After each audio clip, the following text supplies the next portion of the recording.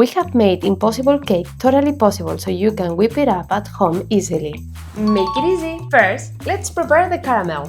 You can use the same mold. Add sugar and water, then microwave for 6 minutes, spread it evenly, and you are done. Time to prepare the cake.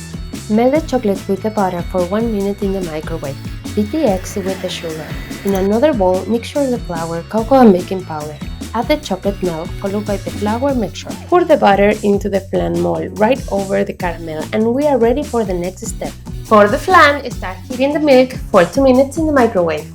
In a bowl, whisk the egg with sugar, vanilla, and the hot milk. Pour the flan mixture over the cake batter in the mold. Now, just cover it and bake it in the water bath for 55 minutes at 180 degrees. Cool down to room temperature, then refrigerate for 3 hours. Now, the most satisfying part.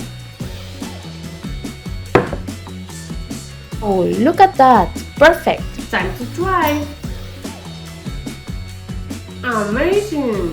Are you up for the challenge of this impossible flan?